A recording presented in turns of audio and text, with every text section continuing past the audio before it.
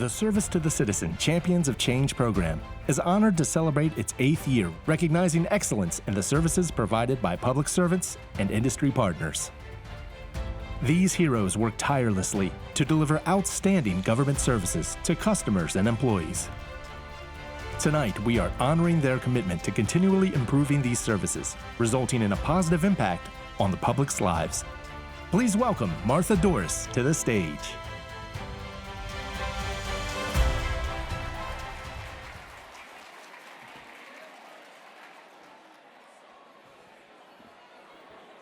Good evening.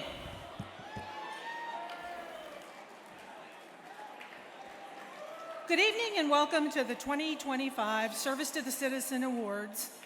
I'm Martha Dorris and your host for this year's celebration. Please stand for the national anthem.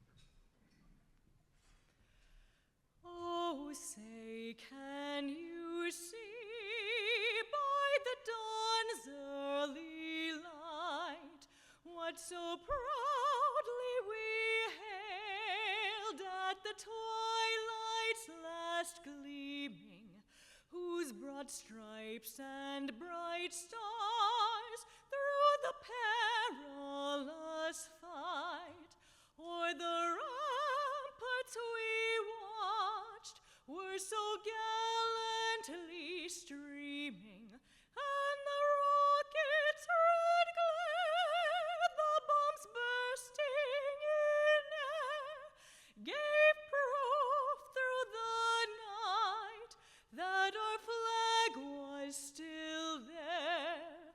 Oh, say, does that star-spangled banner yet wave o'er the land of the brave and the home of the brave?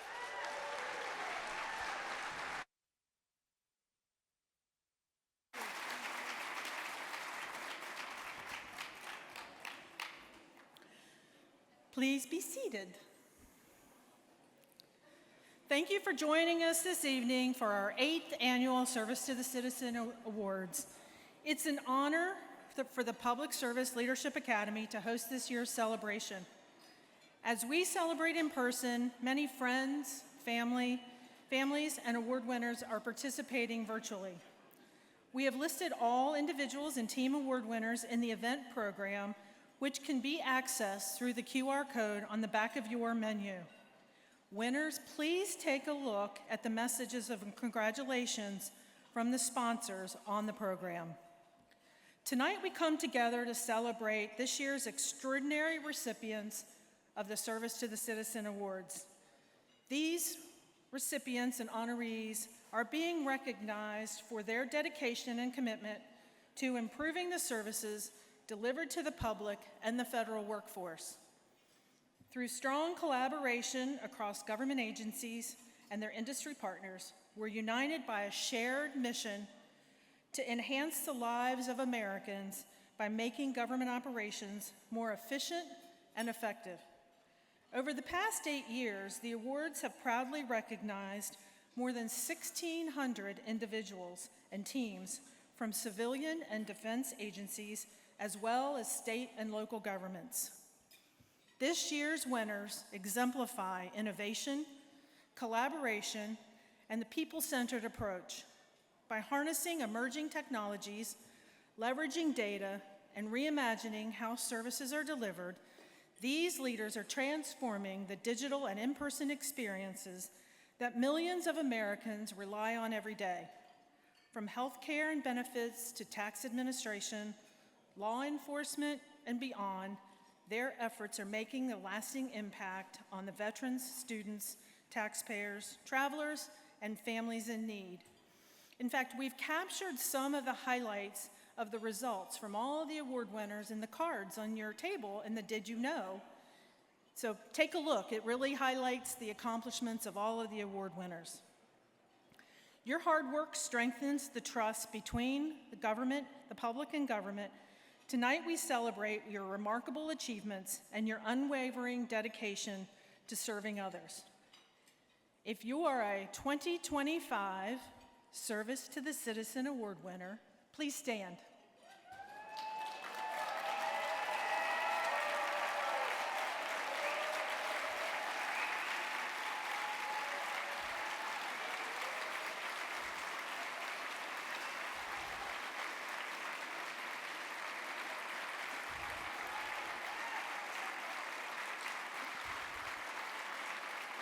Please continue to stand. If you're a past Service to the Citizen Award winner, please stand.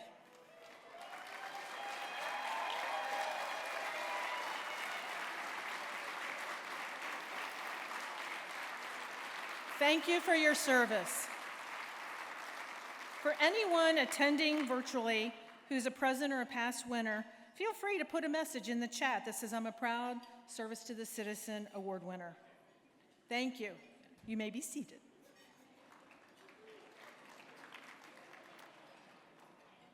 While tonight we're recognizing over 400 people, we're really standing shoulder to shoulder to celebrate all public servants across all levels of government. Your commitment and dedication to delivering world-class services to the public in the face of major government transformations deserves a special shout-out. Thank you for your service. It's because of this community that together we provide the services that the public needs. At this point, this message was later, but I'm going to say it now, which is, please give the speakers your undivided attention. Thank you. Can all public servants please stand? Let's give everybody a round of applause.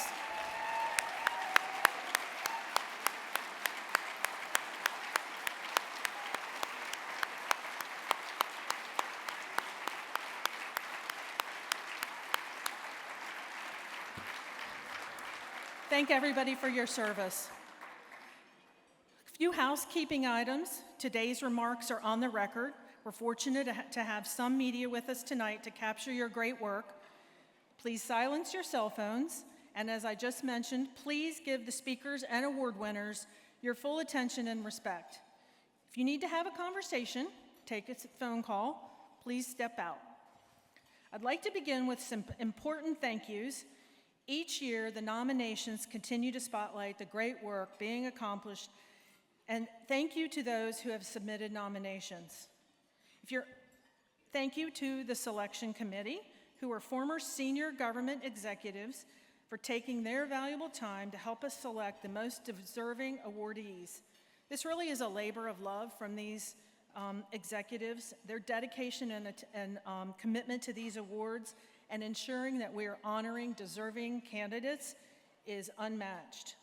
Our selection committee consists of Craig Abod, Alan Balutis, Mariella Cardona, Mary Davey, Greg Giddens, Marianne Monroe, Jim Williams, and Stacy Vasquez. You guys stand up and get your recognition.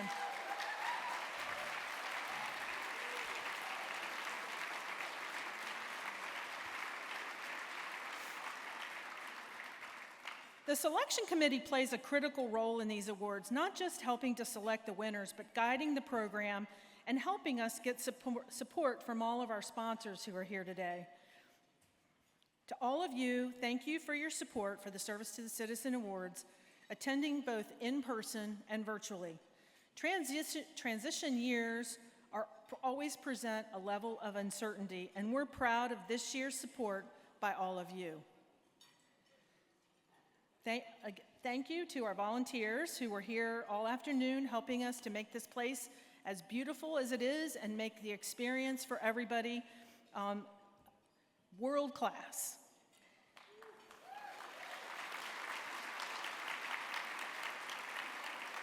Last but not least, thank you to our sponsors who make this event possible. Many of you have sponsored this for the entire 8 years, which has enabled us to spotlight these accomplishments. Please take a minute to look at these sponsors. In the face of uncertainty, they're showing up to recognize the commitment and dedication of public servants and award winners. And I can't stress that enough for people who dug deep in their pockets to help us give this celebration to everybody. It's very much appreciated. Our diamond sponsor and our Did You Know card sponsor is Maximus Federal.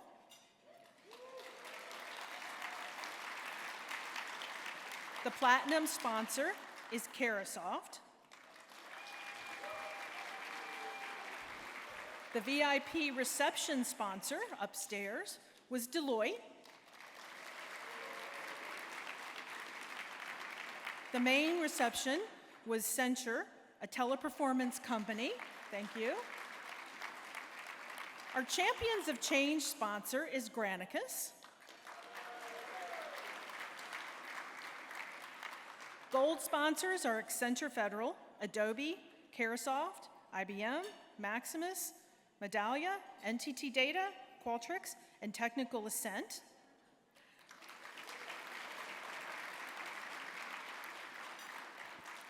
Our bronze sponsor is Elastic. Our name tag sponsor is Medallia. The centerpiece and photo booth sponsor is Carasoft. The photographer sponsor is Direct Interactions. The challenge coins on your table are public servants. And the registration desk is Presidio. Could all the sponsors please stand so we can all take a good look?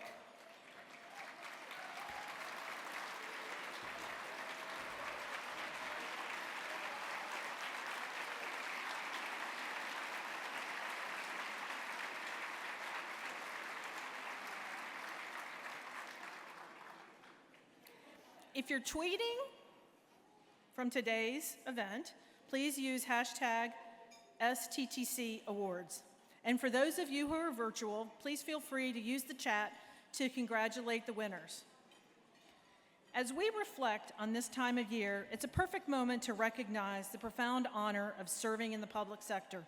Every public servant, whether career or political, takes an oath of office not to a party or an individual, but to the Constitution of the United States.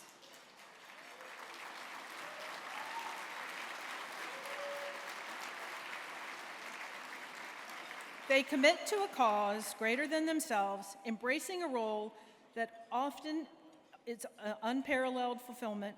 On the first day of office, they pledge their truth, faith, and loyalty to the United States of America. Every individual in government service, from the newest recruit or GS1 to the President of the United States, takes the oath. We often overlook the significance of the oath. It doesn't mention financial rewards, stock options, or bonuses. Instead, it's a commitment to serving our country. All of the public servants honored here today have taken this oath of office and dedicated themselves to serving the government. Enhancing services for the public, federal employees, and government customers is not a partisan issue. We look forward to continuing to celebrate these achievements in the future. So to get started, to kick off the event, I'm pleased to introduce Craig Abod, President and founder of Carasoft Technology Corporation, who's going to introduce one of our opening speakers. Craig founded Carasoft by merging his entrepreneurial drive with over 25 years of expertise in government sales, marketing, and contract management. His vision has transformed the way technology is marketed and sold in the public sector. Please welcome Craig Abod.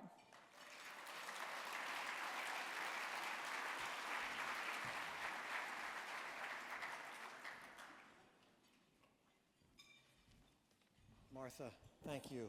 And everybody, thank you very much for coming out tonight. Maybe before I read what I'm supposed to say, it's easy in government to find things that need to be improved, and sometimes it's hard to take the time to recognize the great things that the government is doing.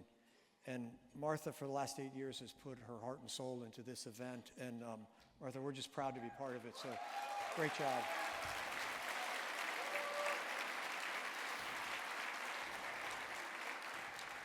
So again, thank you for the introduction. Thanks everybody for coming out. Carahsoft, in partnership with our vast ecosystem of technology providers and resellers and integrator partners, many of which are here tonight sponsoring with us, is committed to serving the public sector across federal, state, local, and education markets. As we, Carahsoft, celebrate more than 20 years of partnership with government, we are especially proud to have supported many of the agencies and organizations recognized in this year's Service to the Citizen Awards. Congratulations to tonight's winners and the nominees for your outstanding dedication and service to your many constituents. We also recognize the government's ongoing commitment to building a customer-focused culture, delivering excellence in digital services, harnessing innovation and data and technology to create simple, seamless, and secure experiences for the people it serves. At Carahsoft, we're proud to support this mission by hosting hundreds of educational events with our technology partners, and are deeply honored to join you tonight celebrating the government's achievements in delivering exceptional service to the public. So it's with great pleasure that I'm able to introduce the 18th Commissioner of the Social Security Administration, Frank Bisignano. For more than 4 decades, Commissioner Bisignano has driven technology transformation across both the private and public sectors of the financial services industry. He now brings that experience to the Social Security Administration, a vital institution that serves millions of Americans every day and is central to our nation's economic security. Before joining the SSA, Commissioner Bisignano built a distinguished career leading some of the world's largest financial institutions. In those roles, he earned a reputation for turning around complex organizations and driving innovation at scale, achievements that have been recognized with multiple honorary doctorates for his contributions to technology, veterans, and public service. At the SSA, he's brought the same spirit of transformation to the government. In August, in honor of the agency's 90th anniversary, he released an open letter to the American people underscoring his commitment to modernizing services, improving customer experience, and protecting Social Security Administration for the long term. Under his leadership, SSA has taken concrete steps to deliver on those promises by reducing call wait times, expanding online access, completing critical benefits payments ahead of schedule, demonstrating measurable agency improvements while safeguarding the programs for all Americans. Please join me in welcoming Commissioner Bisignano. Thank you.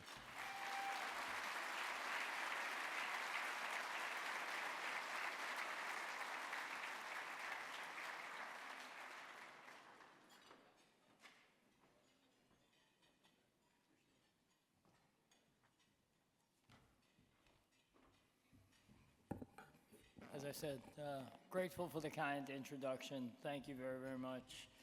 I have a speech, and then when I get here, I change it all. I come up with a little piece of paper like that. Don't judge me, please, and do what you want with it to the reporters. In any case, I want to actually recognize what's going on here in its fullest form. I had the benefit to talk to Martha, and thus this piece of paper was generated. And I want to congratulate her for this evening, but more important, for what she created, right? This doesn't happen. These things don't happen. Right? You know, you get a room full of people all dedicated to it, you know. So, Martha, God bless you, and thank you for what you do.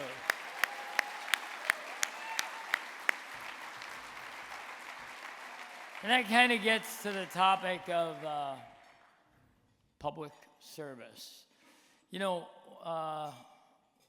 when I think Martha said, if you are a public service member or a public servant, I'm not exactly sure exact words she used, stand up.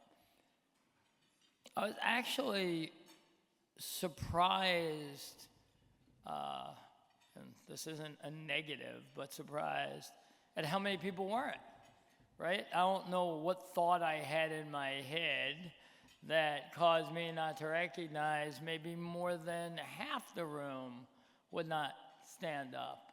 And for me, this has been a great time from the minute I walked in the door. And, you know, I am blessed to have at my table a superstar, or called here a rising star, who's from Prescott, Arizona, and the whole Prescott, Arizona team, who you might find surprising, I've communicated with before. I've been on video with them, and I was so happy to see them. Now we have others.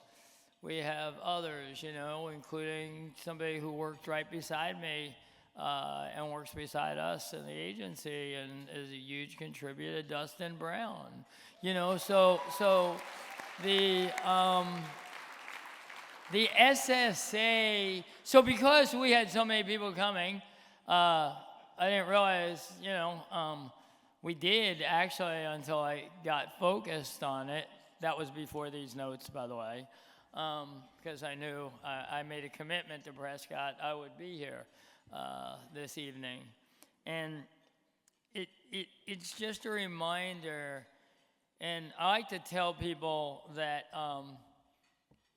when I was a CEO, I was asked once, early in my CEO time, over 13 years ago, somebody said, you know, tell us something that got you here. And I blurted something out that I'd never said before. I said, I am the beneficiary of being the son of an orphan. And I called my sister that night because my father never said he was an orphan, and we never called him an orphan.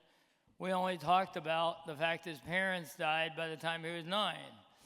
And when I called my sister, she said, "What are you talking about?" I said, "Well, did Dad lose his parents by the time he was 9? Yes, that's an orphan." But she was thinking, well, he wasn't in an orphanage. He got shuttled around. He had 14 brothers and sisters, and he was the next oldest, the youngest, so he got shuttled around. And so I was the beneficiary of that. I was also the beneficiary of a federal government employee who spent 44 years and was an Albert Gallatin Award recipient and my role model. And I entered the job believing federal employees are great. My dad was. So I was never a federal employee till now. But, you know, one of the people who shaped my life more than anybody, my dad. So I may come at this from a different angle. And I was asked the other day about what's it like? You're a big CEO. It's on TV or I was on the radio. You're a big CEO. You transform companies. What's it like to be in the federal government? And I said, and I knew where they were going with it. I said, let me tell you, I go to field office once a week. And our field office people are fabulous. And then I started rattling through how good our team is and how good our people are. And being at an event that celebrates the customer experience, that is the genius of Martha, right? That is the genius of Martha, right? And to sit somewhere where I think we have everyone from the VA to the patent office, which I learned their trademark today is an R for registered. Everybody knew that, right? I didn't. Come on, tell the truth. Half of you didn't either, right? You could put that in the paper too. He didn't know the trademark symbol was an R. You know,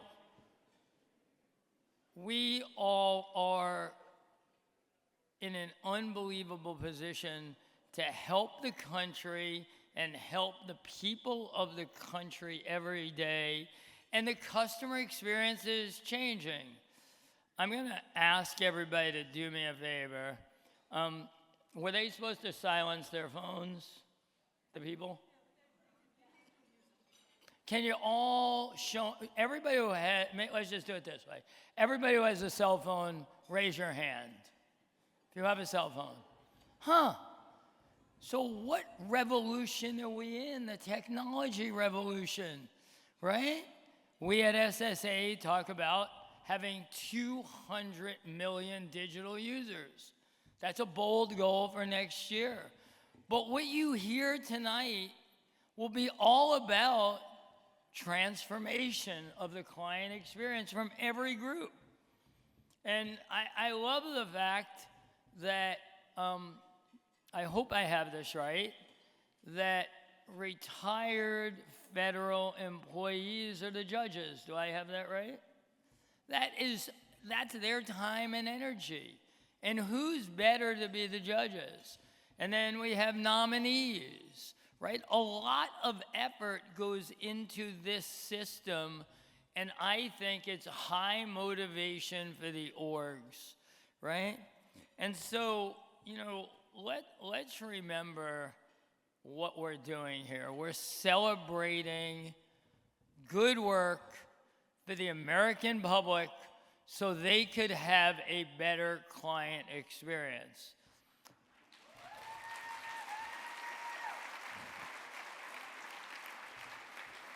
I say the biggest investment we will make in the federal government will be in technology. And I said to one of my fellow secretaries today, I said, you know, we should be defined by what the largest part of our workforce will be, right? And in many cases, I believe that should be technologists.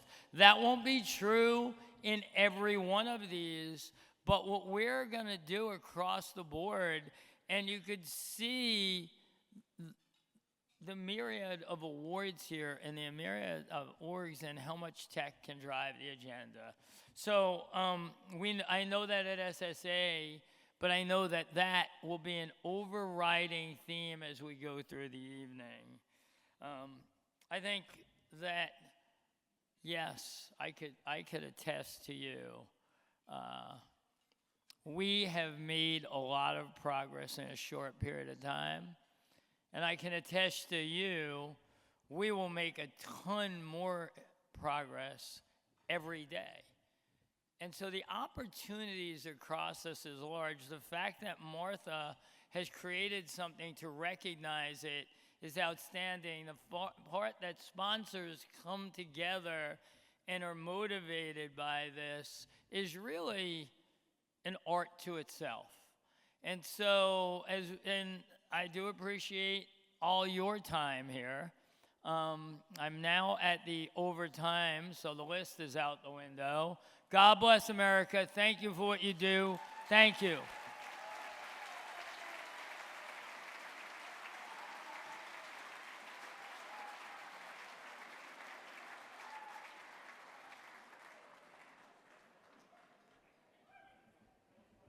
I couldn't have paid him to do that.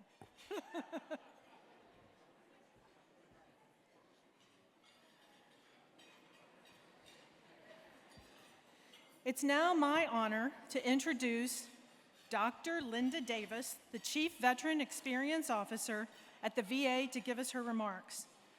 Dr. Lynda Davis was sworn in as the Chief Veteran Experience Officer at the U.S. Department of Veterans Affairs on January 20th, 2025. In this role, she leads efforts to make the VA more veteran-centered, responsive, and trustworthy, improving the lives of veterans, their families, caregivers, and survivors through customer experience strategies. This is her second time serving as the Chief Veteran Experience Officer, including the Trump administration, the first Trump administration, where she implemented the VA-wide V-Signals real-time feedback surveys, launched the White House VA hotline, and implemented the CX cookbook, now a government-wide standard for customer experience. Her leadership has helped increase the veterans' trust in the VA by more than 25%. Dr. Davis' career reflects a long, lifetime commitment to service. She's the former Army Signal Corps officer, VA healthcare clinician, and Assistant Secretary for Navy Personnel. She's also served as the Deputy Secretary of Defense for Community and Family Policy, supporting military families and spouses. Dr. Davis holds a PhD from USC, a master's from Cal State Northridge, and a bachelor's from UC Santa Barbara. Please welcome Dr. Lynda Davis.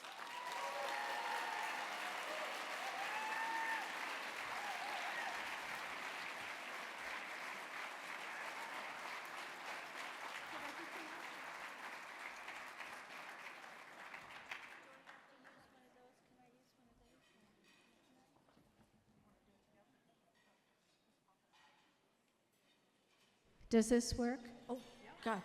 Yes, it does. So, Commissioner, thank you very much. You scribbled and redid your speech. I lost my page numbers,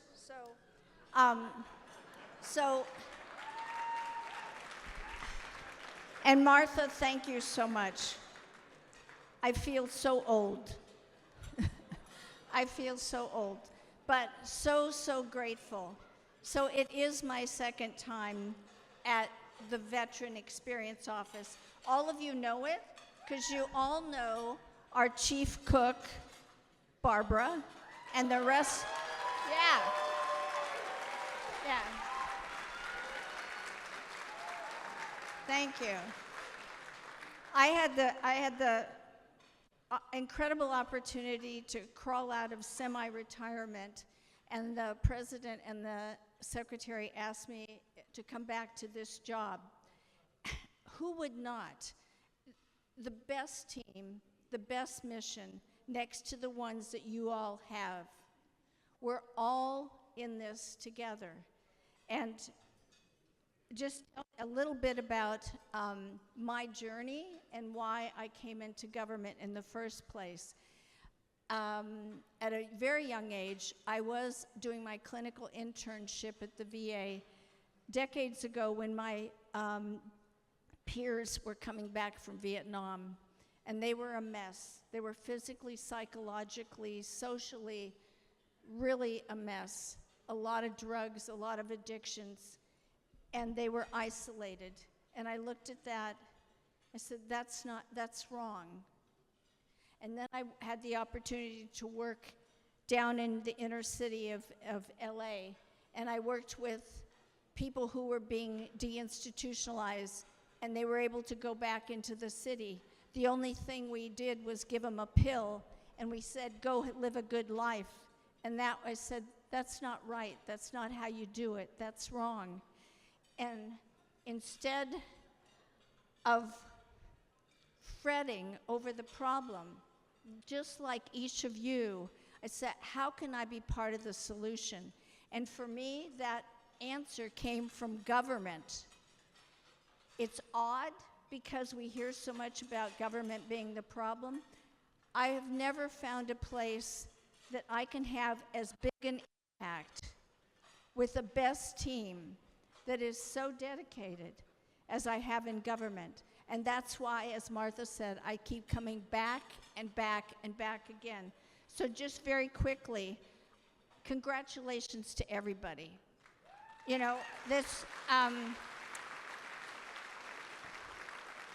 whether you've been in one place I signed a retirement today for my former executive, and she had been 39 years, and her mother had been in, her father had been in, her grandfather, everyone, as the commissioner said, referring to his dad. It's a distinguished career, and it's honorable, whether you're in uniform or in your civilian clothes. Each of us that are committed to the experience of our customers, we try to understand their experience in many, many ways, digital, technology, et cetera, et cetera. We have a lot of tools, data, we know all the bells and whistles that we're working on. But the most important thing is we come at it from being our own customer. I get Social Security, I use the IRS. Both of them are early adopters, right? And in government. And we all use the government services. We might not depend on it, but we need them. And we need to do that by delivering it right. So be your own, you're all your own customer. You identify with that, and you want to have that best experience yourself and for everybody else. The second thing is be your own message. I saw a former colleague today from DOD who I hadn't seen in quite some time. We went through, after 9/11, as you all know, we had so many service members come back who were severely, severely injured. And we had the chance to implement the President's Commission on Returning Wounded Warriors and to really transform the way we did care. And that, again, is when you're working to share the way you want to be your own best customer and serve them, be the message. There's a lot of challenges right now, but don't let it get you down. You have to every single day be committed that you want to share your message, be your message, and speak it loud and speak it proud, because you deserve it, you've earned it, and so are the people that you're going to be serving. I'm just so glad. I have said that this is my last tour, but God has a plan, and it's above my pay grade. So I'm very, very grateful to be with you tonight. Thank you, everything that you do, and keep it up. Keep it up.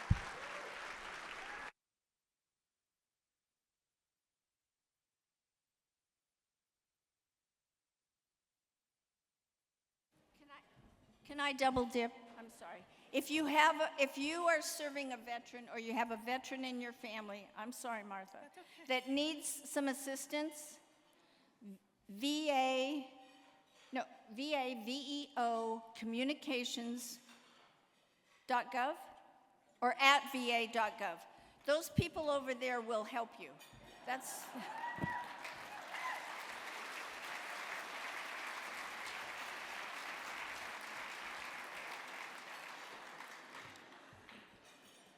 Thank you, Dr. Davis, for your service and for those inspirational words to all of us about the importance of delivering good experiences to veterans, families, caregivers, and survivors. And now we're going to present the 2025 Government Executive of the Year Award. I'm pleased to introduce Evan Davis, Managing Director at Maximus. As a longtime supporter of the Service to the Citizen Awards and our Diamond sponsor this year, we extend our heartfelt thanks to Maximus for their continued support. Evan leads strategies to help federal agencies modernize service delivery through digital transformation, contact center innovation, and data-driven operations. With more than 20 years of experience, he's overseen some of the nation's most visible federal programs, including 1-800-MEDICARE, the Affordable Care Act's Federal Exchange, the IRS Economic Impact Payments, FEMA OCC, and the 2020 Decennial Census. Please welcome Evan Davis.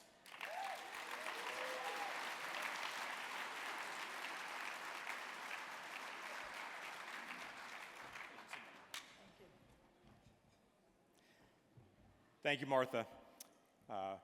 My job here is to gather all of your attention for like 25 seconds. It's to be a hype man. at U.S. Customs and Border Protection's first Chief Digital Transformation Officer and senior official accountable for customer experience, what James McCament has accomplished goes beyond redefining how CDP serves the public. Through the creation of the CBP Experience Division, he established this agency as a trailblazer for human-centered design, automation, AI tools, and all in the service of streamlining and improving operations for travelers, for trade partners, for frontline officers. His leadership has reduced burdens, it's improved efficiency in processing and international supply chains, and it simultaneously enhanced both the speed and the quality of traveler screening.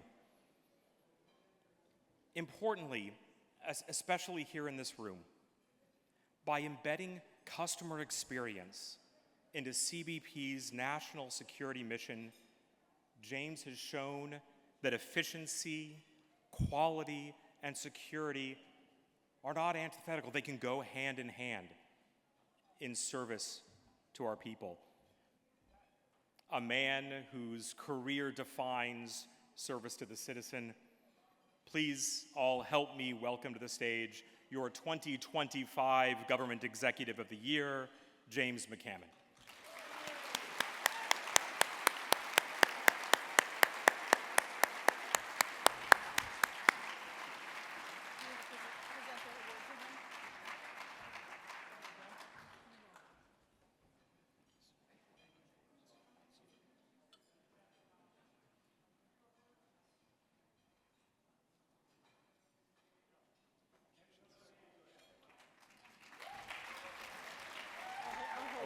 Thank you. Evan, thank you for your very kind and generous introduction. Martha, thank you. I am deeply honored to stand before you as the recipient of the Government Executive of the Year Award from Service to the Citizen. This award isn't just about me as the recipient. It's about a collective commitment that behind every policy, every system, every checkpoint, there is a person, a traveler, a family, a story, an agency, our nation. At U.S. Customs and Border Protection, our mission is to secure our borders and facilitate lawful trade and travel, keeping our security responsibilities first and foremost.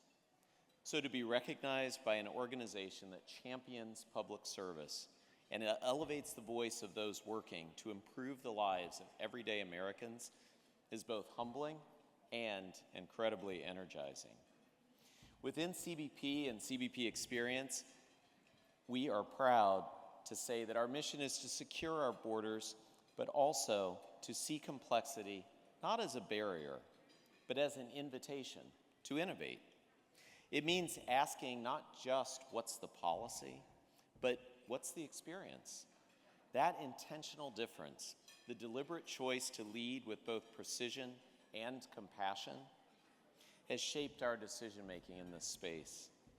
When we build with, not just for, the people we serve better.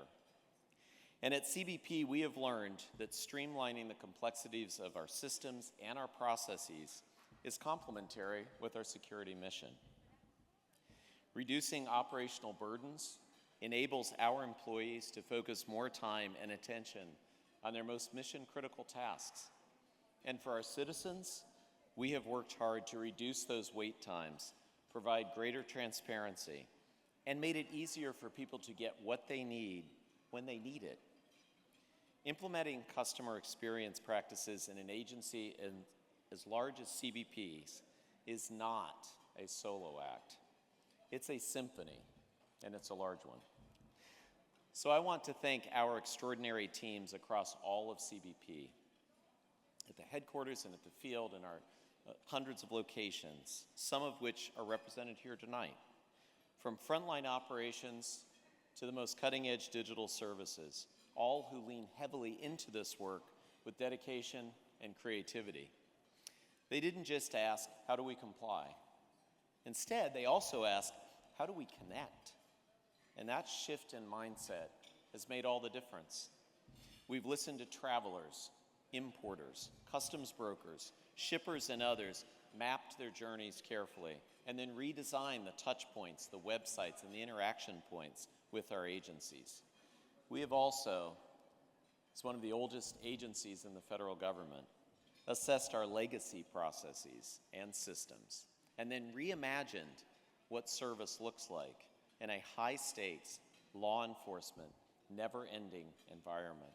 And we've done it while balancing security, efficiency, and compassion, not as competing priorities, but as complementary pillars.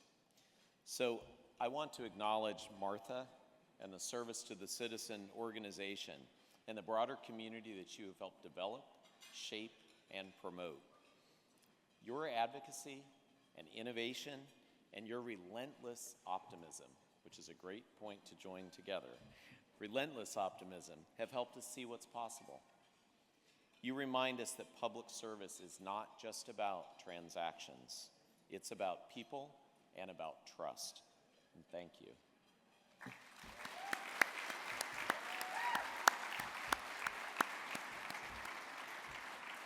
And to my fellow public servants in the room, as our previous speaker noted, quite a few, this moment is a celebration of what we can achieve when we center on the citizens on behalf of our federal system and administration. When we treat feedback not as a criticism, but as a compass. And CBPX CX transformation is hard, it's messy, it requires patience and persistence, but the rewards are incredibly worth it. When the government works well for the people, democracy deepens, confidence grows, and lives improve. And so finally, I want to thank my family, my mentors, my staff, particularly Janet Pence, a former award winner, and my CBP colleagues, Commissioner Scott, our senior leadership, and all of our colleagues who lead. You've reminded that leadership is not about having all the answers, it's about asking better questions, listening deeply, and lifting people up. So tonight I accept this award not as a finish line, but as a milestone, a signal that we're on the right path and that the journey continues. So thank you for this honor, and for the honor as we together keep building a government worthy of all the people it serves. Thank you.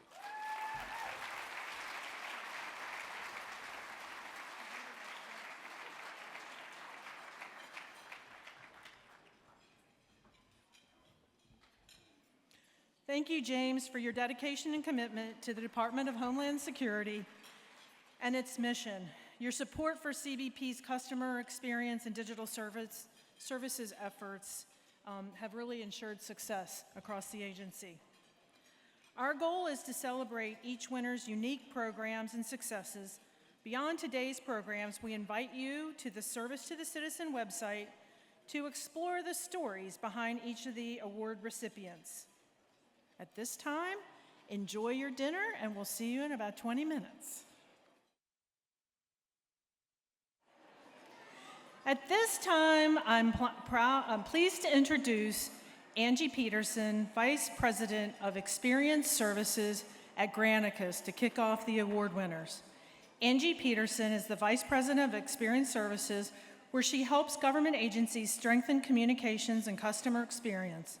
With 25 years of experience in content, design, and digital service delivery, she has led newsroom teams, built digital capabilities for agencies, and now designs data-driven CX solutions for federal, state, and local governments. At Granicus, she champions human-centered design, data-driven insights, and secure government-focused technology to transform how millions of people access vital public services. Please welcome Angy Peterson.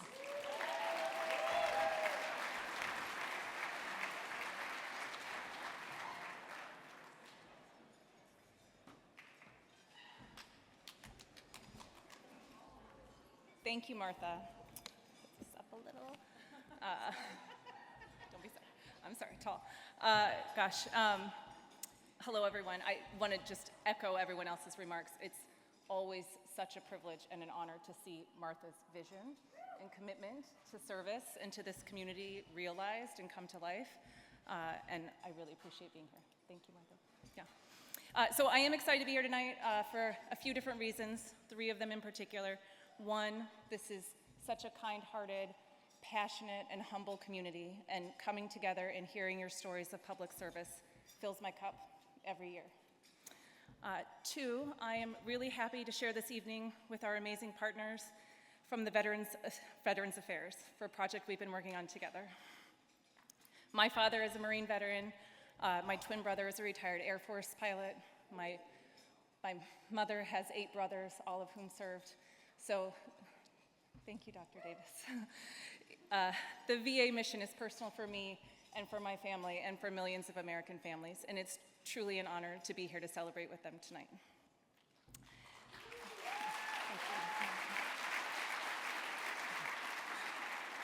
And 3, this may seem silly, but I made a promise to Martha, and I'm excited to be here because it gave me a reason to wear this fancy dress. And ladies, it's got pockets.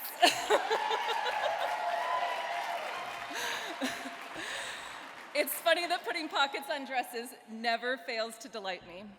Pockets on clothing are the most natural thing in fashion, but man, somehow dress designers, and especially formal wear designers, always miss the memo. But when I try on a dress with pockets, the likelihood of me completing that purchase doubles almost immediately. We all have those things, right? We all have preferences, and when our preferences and our experiences align, we find moments of delight. And those are moments that matter, and they are far too rare.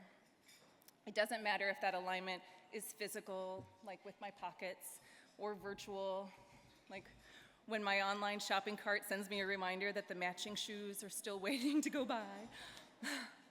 I started my career more than 25 years ago as a newspaper designer, and back then, experience design was about getting the reader to finish the story from the front page, jumping inside to page 11, or making sure that a story about a terrible plane crash didn't run next to an advertisement for flights to Hawaii. The content delivery wasn't multi-channel, it wasn't 24/7, it was not always on, with links to past articles and reference material, all being fed from a social media algorithm that keeps pressing me for ads from thanksithaspockets.com. Not a real website, but man, definitely could be. Everyone here tonight is unified by a belief in providing government experiences that not only meet the needs of its citizens, but exceed their expectations. We want our friends and our neighbors and our families to thrive, and we want them to find moments where their preferences and their experiences align into delight. Effective public service in the age of radical digital transformation means providing clear guidance over jargon, simple steps over maze-like processes, and feedback loops that shorten the distance between confusion and resolution. We want customer experiences that are rooted in empathy and provide clear, usable information. We all know that good government is hard, and great government is very, very hard. But committed public servants on the front lines and behind the scenes keep our systems running, communities informed, and services accessible, and they sacrifice a lot of themselves to get it done. Their resilience shows up in everyday choices, acts of care, and steady follow-through. And tonight's awards reflect a single promise to the public: make critical services easier to understand, easier to use, and easier to trust. Tonight we celebrate teams and individuals who chose the harder path, to simplify without oversimplifying, to collaborate across boundaries, and to keep showing up until the experiences work for everyone. This is not just technical progress, it is service to country. When government works better, people's lives get easier, trust grows, communities strengthen, and we get dresses with pockets. To our nominees and honorees, thank you for turning values into outcomes, for measuring impact by the resident at the counter and the families on the phones, and for demonstrating excellence in public service is both possible and happening every day.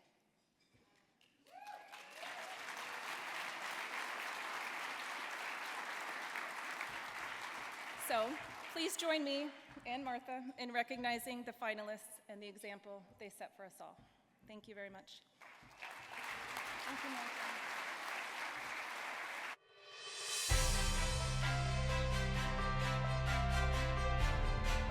In the category of building a customer-focused culture, the winners are the Department of Homeland Security's Customer Experience Directorate, Mark E. Calixta, the Area Port Director at Dulles International Airport in the U.S. Customs Border Protection at the Department of Homeland Security, Kristen Ruiz, Deputy Chief Information Officer in the Transportation Security Administration at the Department of Homeland Security, Walter D. Cruikshank, the former Deputy Director of the Bureau of Ocean Energy Management of the Interior, Diamond Lewis, Program Manager at the U.S. Department of Justice, the Prescott, Arizona District at the Social Security Administration, Bobby Burris, the District Manager in the New York region at the Cherry Hill Field Office at the Social Security Administration, Elizabeth Gracon, the Acting Deputy Assistant Secretary, Young Ma Halaski, the Director of the Management Support Unit, and Dwayne Williamson, the Financial Manager of the Management Support Unit at the Overseas Citizen Services in the Bureau of Consular Affairs at the U.S. Department of State.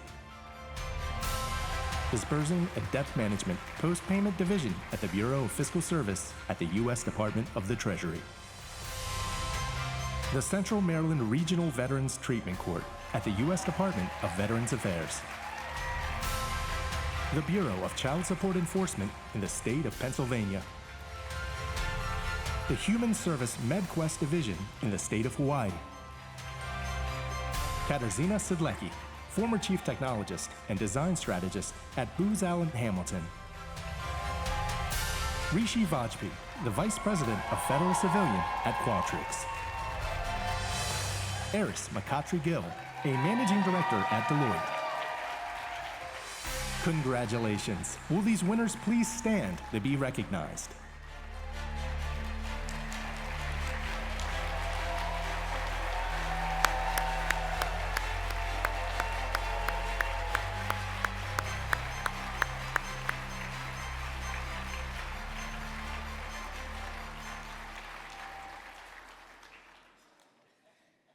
Thank you, Angie, for introducing these, and congratulations again to these winners who created a customer-focused culture. Next is our Industry Executive of the Year. This year's Industry Executive of the Year, I'm not supposed to cry here, has been a true champion for government and the services it provides to the public. At Adobe, she plays a pivotal role in shaping digital experience strategies that drive their public sector work. And just as importantly, she brings the voice of the customer into Adobe at every level of the organization. I'm honored to present the 2025 Industry Executive of the Year to Kelly Olson, Senior Director and Public Sector General Manager at Adobe. Kelly's being recognized for her extraordinary leadership in advancing digital transformation across the public sector. Her integrity, innovation, and empathy have helped federal, state, local, and defense and international agencies modernize services with scalable, people-centered solutions. Her and her team have led the expansion of Adobe's digital platforms across all 50 states, major federal departments, and internationally. Her work modernizing platforms like PA.gov and Australia's MyGov improved access for millions of people. At the IRS, her efforts will eliminate over 200 million pieces of paper annually, speed up returns, and save millions in costs. Kelly also helped secure a $795 million enterprise license with the Department of Defense, saving more than $200 million and 76,000 labor hours each year. She's a trusted advisor who bridges her government experience with industry leadership to ensure solutions truly meet public sector needs. Beyond results, Kelly is a champion for inclusion and mentorship, inspiring her team and empowering governments to deliver better outcomes for the people they serve. Please join me in congratulating Kelly Olson, our 2025 Industry Executive of the Year.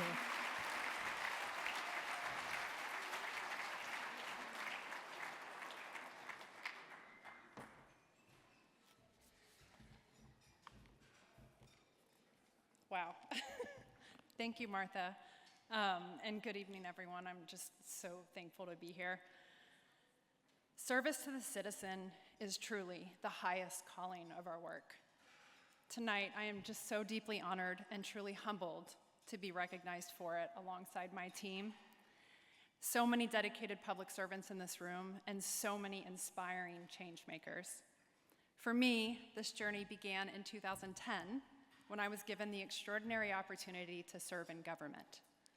I still remember raising my right hand, heart pounding, and taking the oath of office at the GSA building here in DC. In that moment, I felt the weight and the privilege of committing myself to the mission of government, to serve not a company, not an organization, but the people. That moment forever shaped me. From then on, every decision, every project, and every partnership has been grounded in that commitment to service. This award is not about me. It's about the power of public service and all of us that show up every day to honor it. Government touches lives in profound ways every day, from protecting our safety, our national security, providing critical benefits, health and human services. These are not just transactions. Often they're lifelines. I will never forget helping my mom navigate what at the time felt like the entire Department of Defense following my dad's death. We faced a mountain of paperwork and process just to access the benefits that he had earned through his lifetime of service. That experience showed me how overwhelming some of these moments can be. When systems are hard to use and processes are really hard to understand, it drove me to be the fierce customer advocate that I am today. And it reinforced why our collective work truly matters. I've had the privilege of working with many government agencies and partners. Many of you are here in this room. I know we all share a common mission and passion to truly serve people better. Whether that's modernizing citizen portals or eliminating millions of pieces of paper, redesigning systems, every effort has been centered on putting people first. These changes don't just save time or money, although that's nice. They truly restore trust and dignity in the way that the government serves. None of this happens because of one person. It happens because of a team. To my colleagues at Adobe, an incredible community filled with passion, creativity, brilliance, grit, and a belief that technology should truly empower, not frustrate. Thank you. Every late night, every challenge, every breakthrough, we have tackled those together with true heart and determination. You all inspire me every day. Thank you.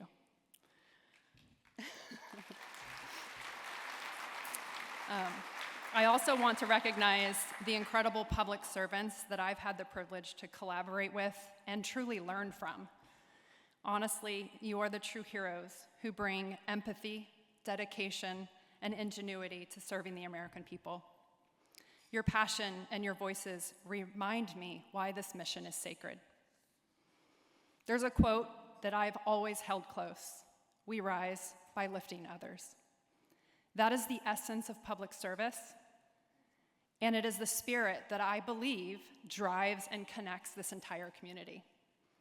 When we lift up citizens with better services, when we lift up colleagues with mentorship, when we lift up teams with trust and purpose, we all rise. And tonight, I must thank the people who have lifted me the most: my family, my incredible husband and my daughter who are here in the audience,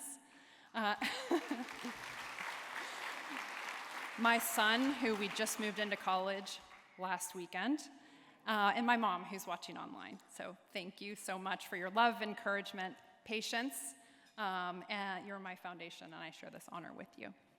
I also want to thank someone who has guided me for more than 20 years, my friend and mentor, Martha Dorris.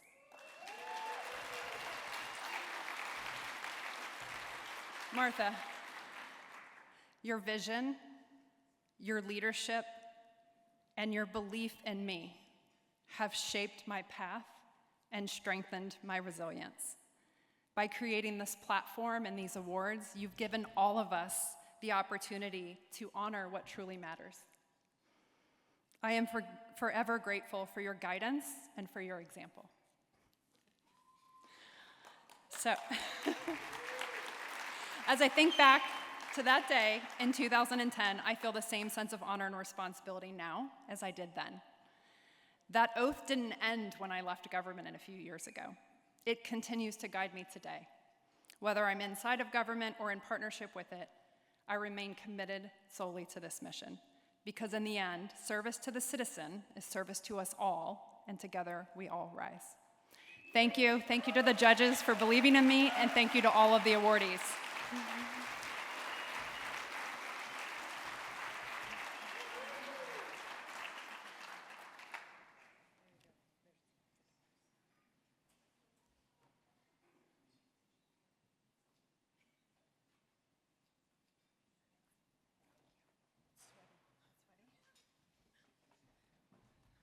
Everybody who gets a trophy from me, I'm like, it's sweaty. My hands are... Congratulations again, Kelly, and thank you for your continued support for improving services that the government delivers to the American public and its employees. There's actually a couple people in this room that when Kelly says she came to GSA in 2010, in about 2009, 2010, I decided that we were going to embrace customer experience across the whole federal government. At that time, people thought I was crazy, and Kelly's one of them. Jeremy Wilcox is here, who was with Forrester at the time, and that was the ultimate vision and the time frame that we started down this path to where we are today. So for bringing this up, and I think it's been alluded to, the commissioner, we talked about it a little bit, but anyway, figured I'd fill in some of the gaps there with the stories.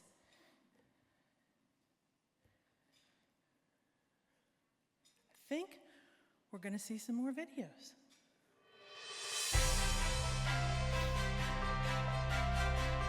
In the category of delivering excellence in digital services, the winners are the Office of Trademarks at the U.S. Patent and Trademark Office at the U.S. Department of Commerce. Marina Fox, the former director of the government-wide Digital Analytics Program at the U.S. General Services Administration. The Copyright Claims Board in the U.S. Copyright Office at the Library of Congress.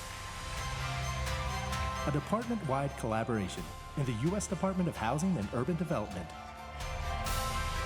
The Department of Human Services in the state of Oregon.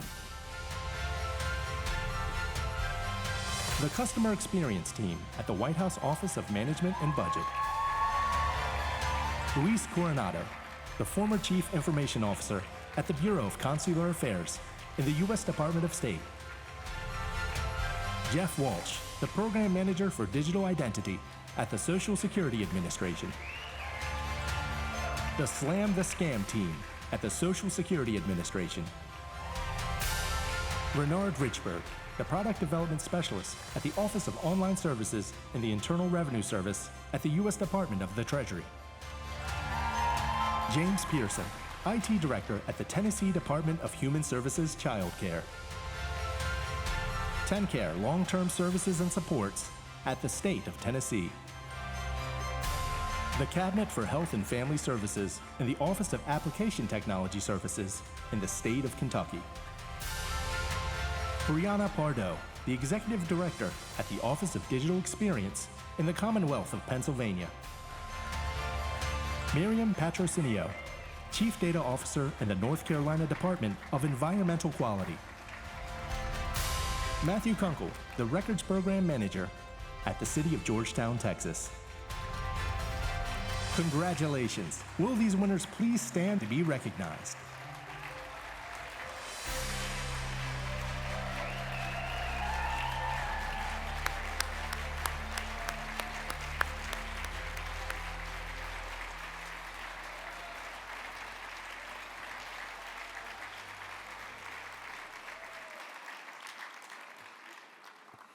Delivering digital services requires integrating technology with elements like cybersecurity, data, innovation, culture, customer insight, and design. Congratulations to those winners for their outstanding achievements in transforming digital services.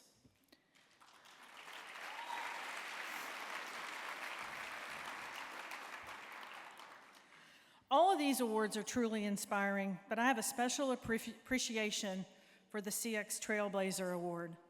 This award recognizes early adopters and pioneers who have highlighted the critical importance of enhancing government services and demonstrated its significance to our country, government, employees, and citizens alike. Charles Thomas, the 2025 Customer Experience Trailblazer, has transformed how the U.S. Patent and Trademark Office delivers digital services to the public, from leading the creation of the Trademarks Office to improve its customer experience to spearheading the agency's enterprise-wide CX strategy. Charles, but as we all know him in this community, Charlie, has championed a user-first approach that makes innovation and protection more accessible to entrepreneurs, attorneys, and business owners alike. I have a trademark, actually, serves to the citizen with a little R on it. Through customer journey mapping, usability testing, and strategic research, he helped USPTO exceed key satisfaction targets, achieving 80% plus customer satisfaction and trust scores for digital services.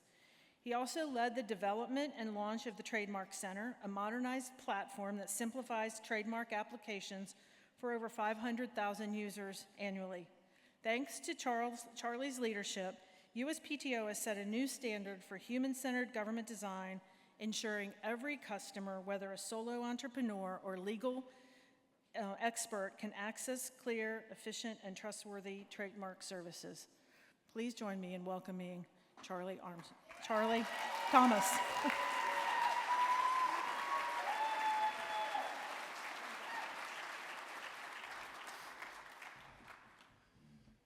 Thank you all for coming tonight. I want to thank Service to the Citizen and the sponsors this evening, and something that our sponsors have in common, not just feeding us this evening, but it's federally registered trademarks.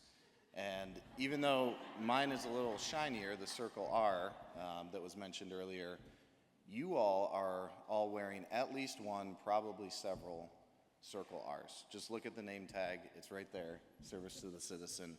And I think this is a good symbol for civil servants and our partners because it's not about the Circle R. In fact, you didn't see it, and that's okay.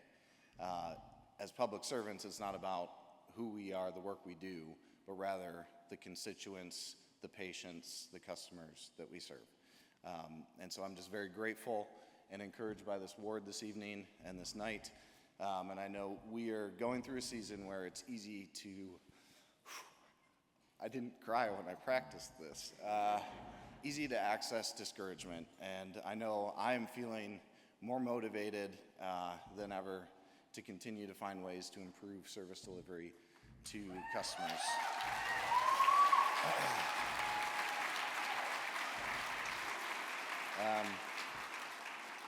And I'm sure you all are feeling encouraged and excited by this evening, so I want to challenge you to think of one person this week, one of your colleagues or a client who might need kind of that encouragement to keep going. Remind them that their work is seen and heard and valued, even if they're very, 6-7 steps removed from the actual person benefiting from the services. Kind of give them that nudge and that encouragement to keep going. I want to give a special thank you to the Trademark Office, our senior executives, commissioner, deputy commissioners. They heard me out. They heard our customers out. And that was such an encouragement that they wanted to listen to our problems, but also our solutions to improve services. A special thank you to Tanya Amos. She was my first supervisor, had a different one, and then came back to her because she's so wonderful. My first week as a federal employee back in 2018 was to discuss the performance appraisal plan and was focused on how I can deliver based on what I had just applied for and gotten. And the question she opened that conversation with was, what are your goals in your career? And as colleagues know, I'm pretty quick to respond and jump in and share my thoughts. And that had me stumbling a bit because here I was, I had just accomplished all the goals that I had articulated at that point. And that anecdote, it just exemplifies, she encourages, she pushes, she directs you to bigger and better things. And so without her, I wouldn't be up here because she created an opportunity. She got me briefings with the decision makers. And so I'm very grateful for her support for me. And this wasn't unique treatment to me. She cares about all of her people on a personal level. I also want to thank one of my colleagues, Matt Schwab. He's the product owner of Trademarks Center. He's a trademark attorney with a fancy long title to tell you all that he knows, and in fact, he's one of the most intelligent people I've ever worked with. His depth of knowledge across multiple domains, not just trademark law, is impressive. And the turning point in our design of the new trademark application system was when someone like him listened to the voice of our customers. When we do usability testing, and he would change his mind on the designs or ideas because it was better for our customers. And that set the tone for the entire team. And so I'm so grateful for Matt and the team back there. You deserve another round of applause.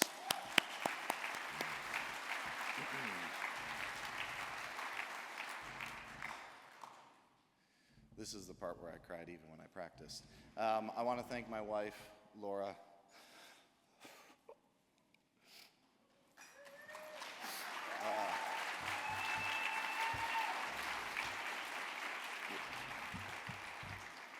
You are quick to listen, slow to speak, slow to anger, gracious and kind, and that helps to produce the righteousness that God desires out of me, our kids, and everybody that we interact with. So I'm just so grateful for you. Thank you. Thank you.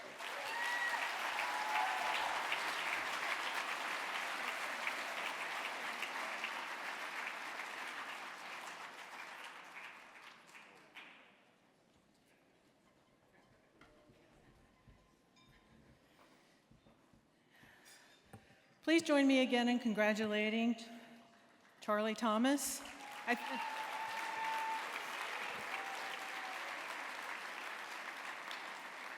It's been interesting to me, and every year we hear about what led people into this kind of work, and it's usually a personal story about, going into an agency where their parents had issues, or their parents were, federal employees or state employees.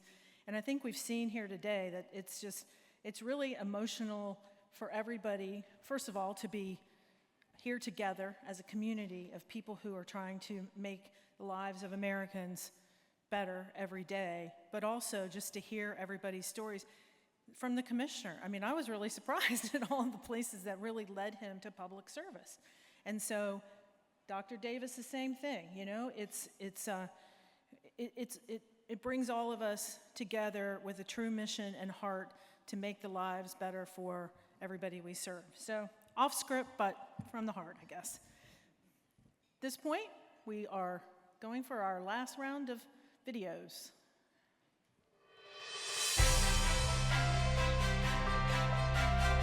In the category of using innovation, data, and breaking down organizational barriers, the winners are Andrea Fletcher, the Chief Digital Strategy Officer and Director of Digital Service at the Centers for Medicare and Medicaid Services in the U.S. Department of Health and Human Services. The Office of Information Technology in the Cargo Systems Program Directorate in the U.S. Customs and Border Protection at the U.S. Department of Homeland Security. The Office of Civil Rights and Liberties, Ombudsman, and Traveler Engagement at the Transportation Security Administration in the U.S. Department of Homeland Security. The Office of Transformation and the Office of Experience Design, Service Design Team at the Social Security Administration. The Office of Online Services, Gen AI Chatbot, and the Internal Revenue Service at the U.S. Department of the Treasury. Michael Kelmacher, Management Analyst at the Office of Asset Enterprise Management, U.S. Department of Veterans Affairs. Colleen McQuan, the 2025 VHA IE Senior Innovation Fellow and Medical Director for the Supporting Community Outpatient Urgent Care and Telehealth Services in the VHA Innovation Ecosystem Fellowships and the VHA Office of Primary Care at the U.S. Department of Veterans Affairs. Dr. Rona M. Rilova, the Precision Health Research Scientist and Investigator at the VA Palo Alto Healthcare System, a 2025 Fellow for the VHA Diffusion and Excellence, 2024 Senior Fellow in VHA Innovation Ecosystem at the U.S. Department of Veterans Affairs. Office of Geriatrics and Extended Care, Nursing Home-to-Home Program in the Oklahoma VA Medical Center at the U.S. Department of Veterans Affairs. VA Transition Working Group at the U.S. Department of Veterans Affairs. Ben Shenick, Manager of CX Analytics.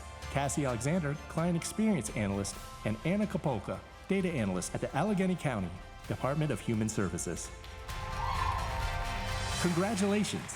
Will these winners please stand to be recognized?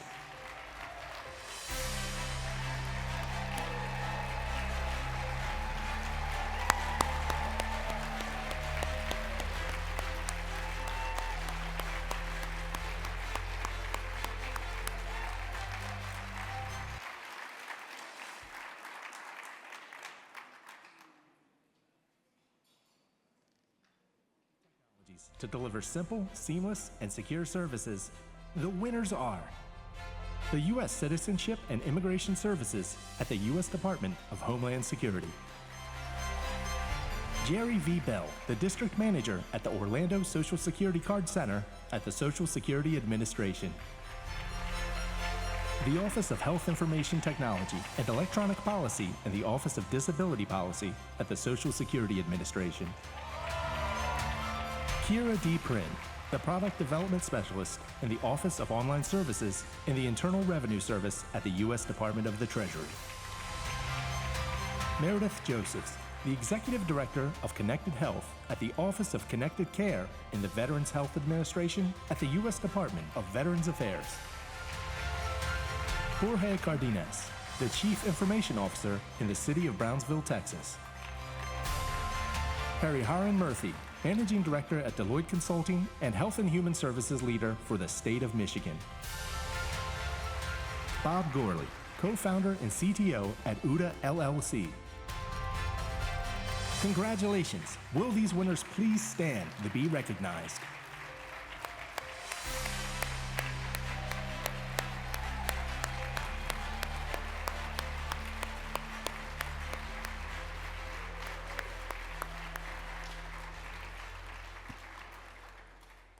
Congratulations to our winners for their remarkable achievements through innovation, data, and breaking down organizational barriers. They set new standards in transforming digital services. Your dedication to pushing boundaries and enhancing efficiency is truly inspiring. Providing outstanding services to the public requires great leadership at all levels, from top down to the person meeting the public face to face.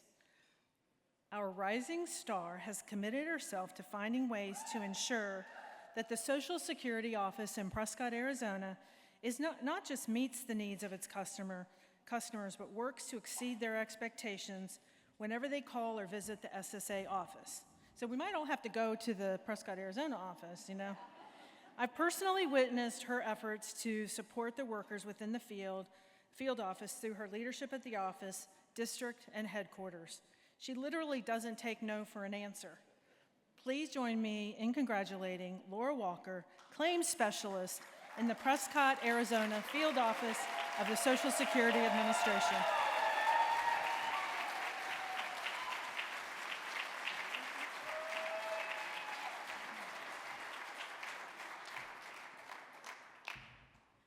Good evening, and thank you to Martha Dorris and the entire Public Service Leadership Academy for this incredible honor tonight. It's wonderful to be here with so many friends, mentors, people that have taken time to help us in our customer experience journey. So I do want to share a story with you all this evening. It was a bustling Tuesday morning at our local Social Security field office in Prescott, Arizona. The lobby was packed. Wait times were upwards of 45 minutes, and I was fresh out of my customer service training. I was stressed out in my new role. Mark, not his real name, he sat before me, not his real name, we protect the PII. He sat before me, his eyes were downcast, hands were shaking, tears welling up in his eyes. I took a moment to introduce myself and reassure Mark, I'm here to help you. He said, my wife and I just moved here to northern Arizona to start our retirement. We spent our entire lives working, saving, and planning for these golden years together. We just purchased our dream home here in Prescott. We had planned to hike, travel, and devote our time to our grandchildren. Mark's voice broke as he struggled to continue. He said, last week, my wife got up in the middle of the night to get a drink of water. In the dark, she stumbled over our dog. Mark choked on his next words. She fell into the coffee table and broke her neck. She's now a paraplegic. Tears streaming down his face, Mark confided, I just don't know what to do. I have to learn how to become her full-time caregiver. I came here today to Social Security because I just don't know where else to go. Please, Laura, can you help me? The training to become an entry-level customer service rep takes approximately 1 year. Fun fact, our beloved Program Operations Manual System, or POMS as we call it, contains more than 20,000 pages of operational guidelines that are said to guide our daily activities.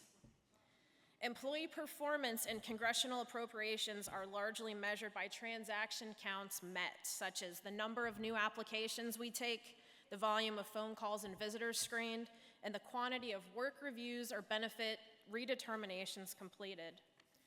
Nowhere in my entry-level training or in any of my employee performance expectations was there a protocol lined out for my interaction with Mark on that busy Tuesday morning.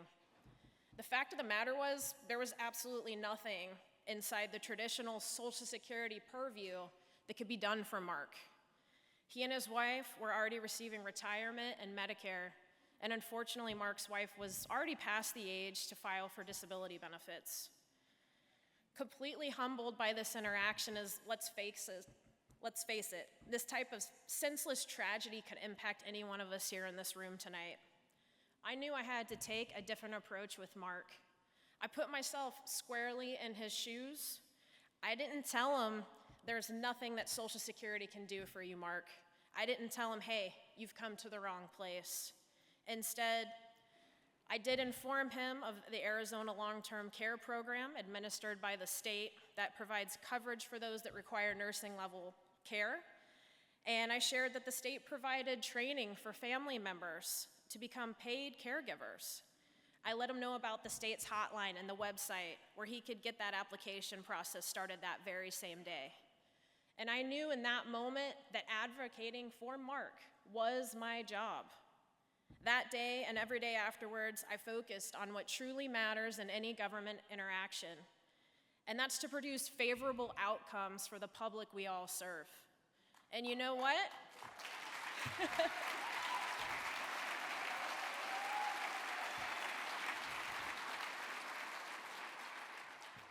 My management team and my colleagues took notice. Sure, at first, I was the newbie.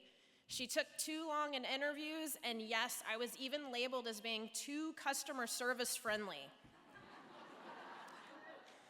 But ever so slowly, our workforce across the district began following suit. Our level of engagement evolved, we adopted creative and out-of-the-box thinking skills, and our break room became a focal point for celebration of customer impact. In alignment with our commissioner, Bisignano, we committed above all else to improving service delivery, removing operational friction, and improving outcomes for Americans. We are so much stronger for it. In closing, I ask many of the leaders here in this room today and across government and our friends supporting us across industry, are you empowering your frontline workforce to truly deliver outcomes for Americans and go above and beyond in every interaction? Are you providing the tools, training, and technology that measures what truly matters? And for those of you aspiring to leadership, it doesn't take a job title. It takes a small voice pushing for change and leaders who are courageous and willing to listen. I'm looking at you, Michelle. After all, if it can start with a GS5 entry-level customer service rep, fresh out of training at SSA, it can start with anybody. All of us here wield tremendous power, and we carry a grave responsibility to the public we serve, especially when one of America's most vulnerable is sitting right across the desk from you, relying on your every word. How will you use your power? How will you choose to answer to this sacred duty? Use your power and your influence for the marks of this great country, his wife, and the millions that depend on us, and how we choose to interpret the policy that guides us. And yes, it is a choice. We must remember Mark when we design the systems, processes, and technology. Because when we rally around the mission, there is no limit to the outcomes our workforce will deliver. Thank you once again for this incredible opportunity to be here tonight. God bless you all, and God bless America.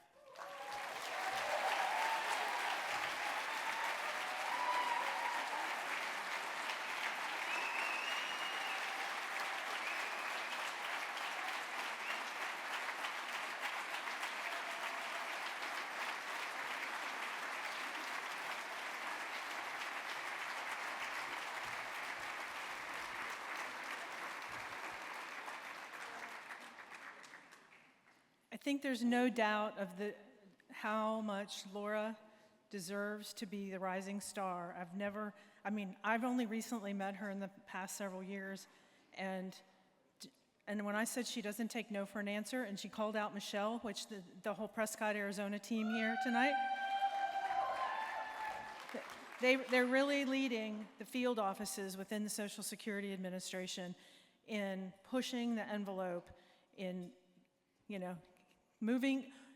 They will go to the headquarters, and they keep going up in the headquarters, and they keep going up in Dustin's laughing, but he knows it. So, congratulations. It's very inspiring.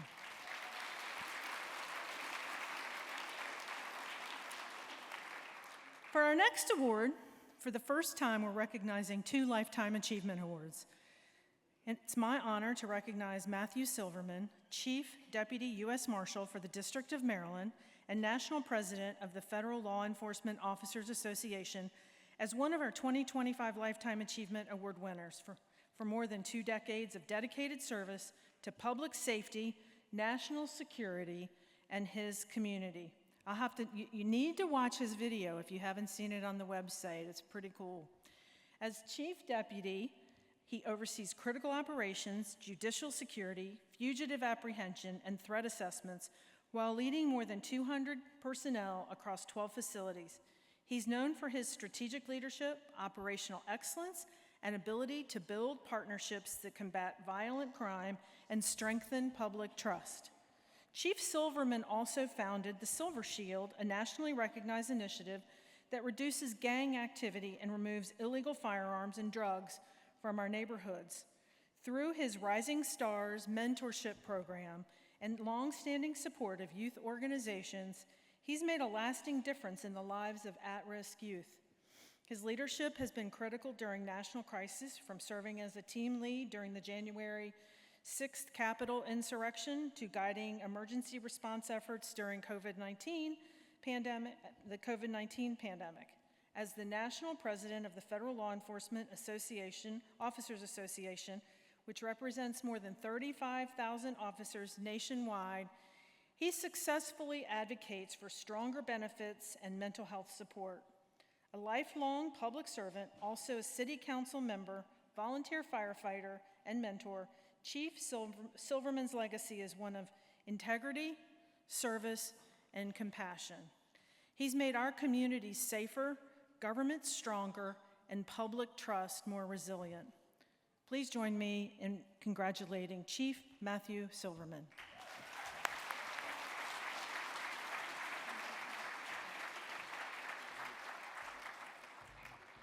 Wow, That makes me sound a lot better than I actually am, so I appreciate whoever is a wizard at writing stuff down on paper or who used AI. I have no idea what it was. I am extremely happy to be up here.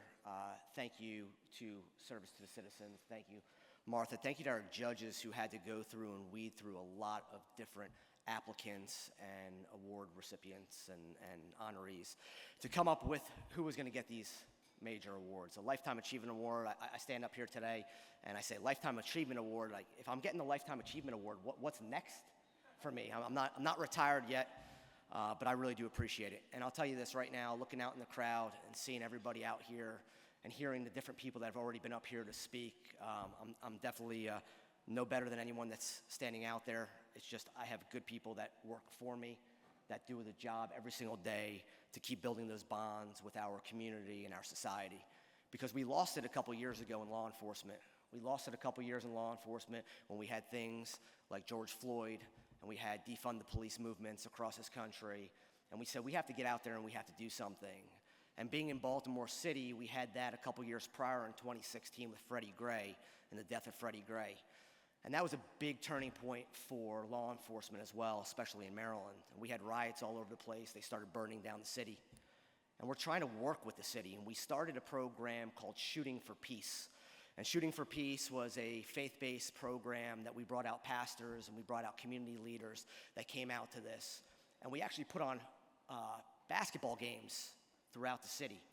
And each sector of the city, we had music and food, and everything was funded by the city itself. And these basketball games brought in thousands of people to watch. And we raised some money that we can give back to the community.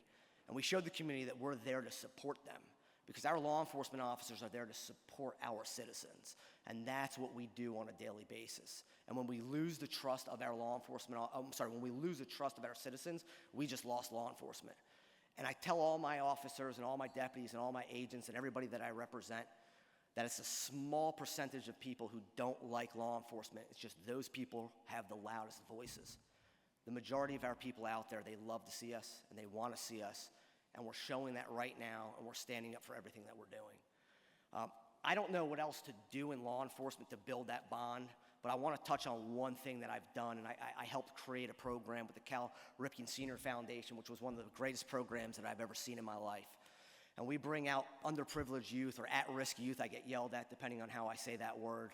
We bring in about 500 at-risk youth a year over to Aberdeen, Maryland.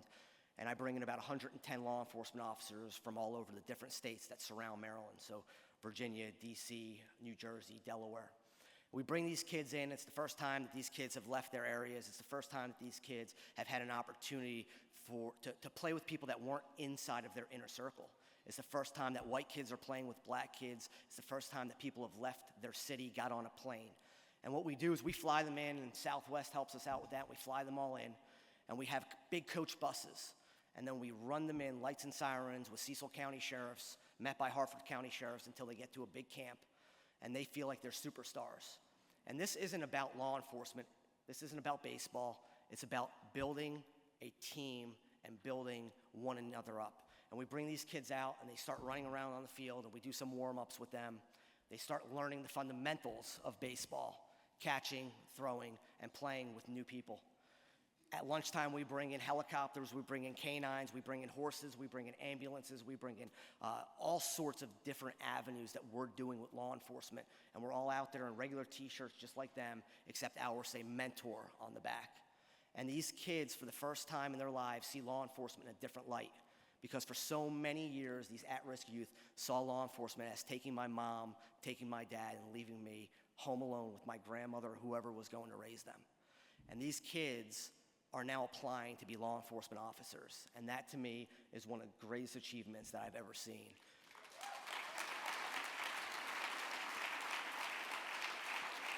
So with that, I'll close. I just want to say thank you so much to everybody who looked at these packets and picked me for this award. It is an amazing honor for me. I'm going to take this award, I'm going to display it proudly, and I'm going to definitely keep passing the word along of what we need to do, not just as law enforcement, but citizens working together and keeping everybody safe and making sure everybody can go home safe at night. So thank you very much. I really appreciate it.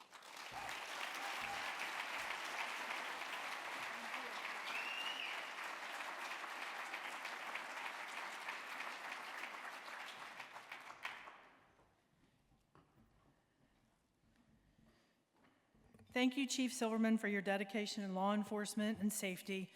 And it's like I don't have to say anything afterwards. Everybody kind of speaks for themselves and their dedication and commitment to the mission of their agency. Our next Lifetime Achievement Award goes to someone who's spent his career transforming government and improving performance. I had the privilege of working with Dustin Brown while I was in government and saw firsthand his commitment to efficiency and outstanding citizen services. Dustin is the 2025 Lifetime Achievement Award honoree for his remarkable career dedicated to improving government performance, public trust, and citizen services.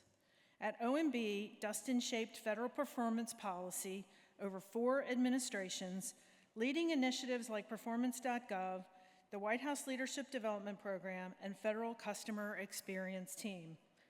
These efforts improved services across 40-plus major federal programs. At the Social Security Administration, Dustin is the head of legislative affairs, formerly served as the COO and acting chief of staff, overseeing services for 74 million Americans and 57,000 employees.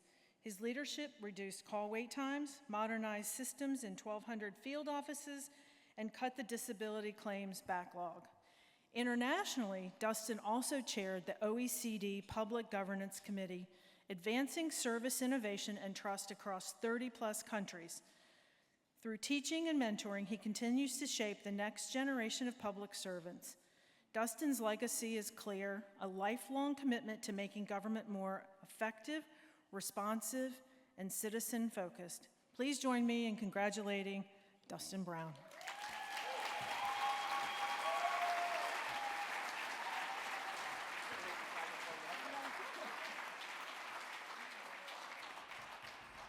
All right, thanks everyone. I know it's been a long evening, but I want to really congratulate Martha for her tireless work. I mean, she has done something, as we've all commented now, truly special in this world. She's built a community and a movement. And I really want to also thank Alan Balutis for my nomination and thank my wife, Heidi, who is with me tonight and is as dedicated of a public servant as you'll ever meet, helping struggling readers in elementary schools, even over the summer, improve their reading. This community's provided so much, yes.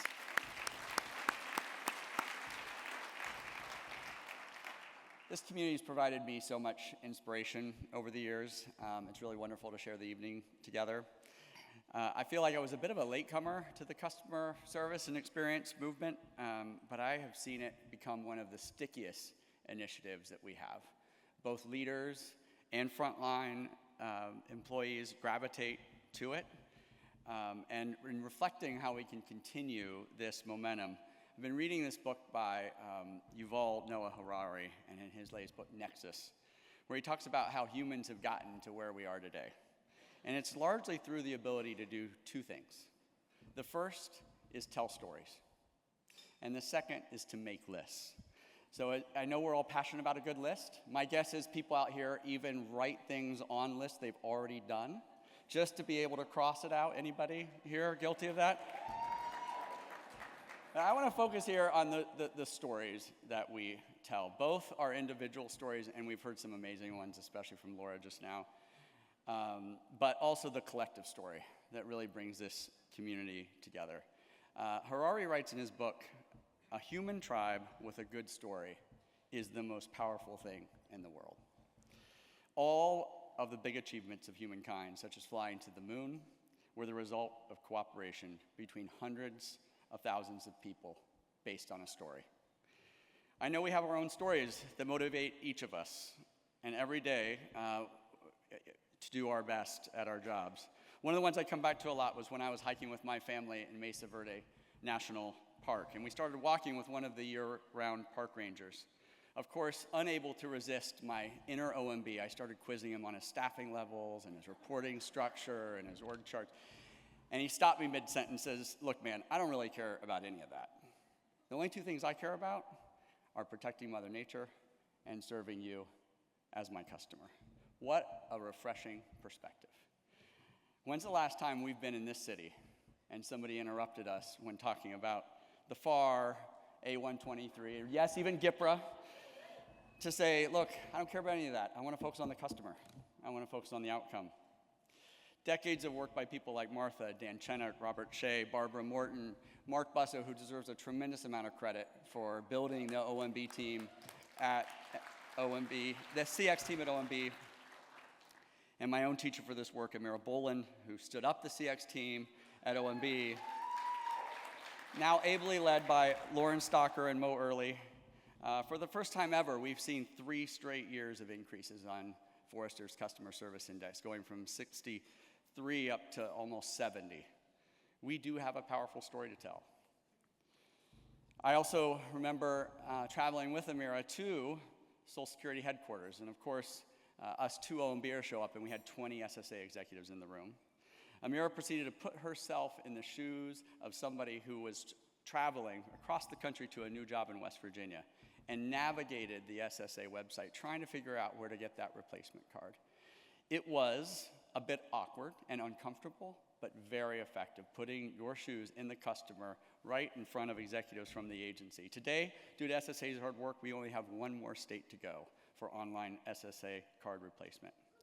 We know that when government shows up for those moments that are key in people's lives, it matters. For example, we learned through one of our life experience pilots that OMB ran that the simple act of HHS, who most mothers in our pilot had never even heard of, providing them a $30 newborn supply kit in the hospital after their birth, increased their trust in government 30%. We all need to know these stories. We need to have the courage to tell these stories, especially in this city.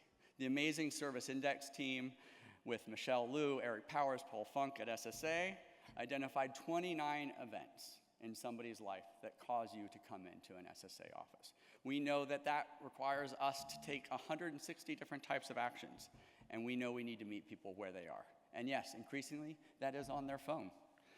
We're proud that once you talk to somebody in a call center or sit down across from somebody as a customer service representative, as Laura described, you're satisfied with that visit a majority of the time. Not just a majority, 92% of the time, people are satisfied. These are the stories we must keep telling if we're going to change the culture of our nation's capital, which has gotten a lot of things right over the years, but consistently, I think, falls short in one area: understanding the difference between the means of government and the ends, or the outcomes of government. We in this room represent the people that depend on government services, and we should own that. There's not another group out there that does this. We're it. What if we had a policy in the federal government that said government's performance must be measured empirically by on-the-ground results for the people of the United States, especially for those experiences with services delivered? The means of government, budget, policy, financial management, HR, must work to achieve those ends. Well, as many of you know, that is actually the U.S. government's policy since 2021, and it continues to be so today. We also know policy is not enough. We need the stories and the perspectives and insights from people like our colleagues from Prescott, Arizona, Michelle and Laura, who are bringing that frontline perspective to leadership and their colleagues. Yes,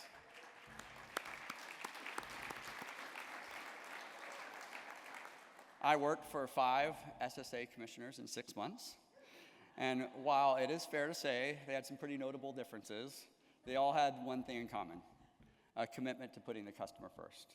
The most impactful work I've done since joining SSA almost 2 years ago came from listening and acting on ideas from the front lines.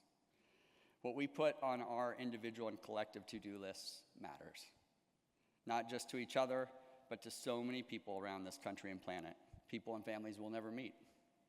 So my ask tonight is that we all channel that park ranger and have the courage and confidence, and maybe even the swagger, as our SSA commissioner recently challenged us in a meeting, to stay focused on the question that really matters at the end of the day: how can we best meet the needs of the people we serve? This is our superpower. We need to own it, and we can keep it going by continuing to send your stories to Martha, our chief storyteller.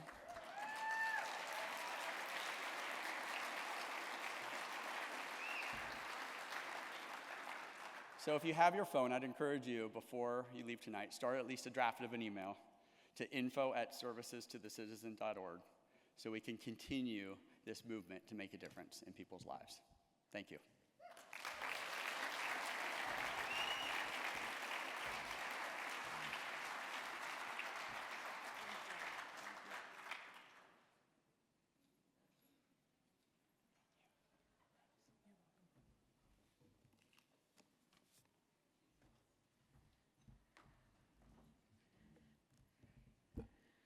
Wow, we're almost done, and we've heard so many great stories.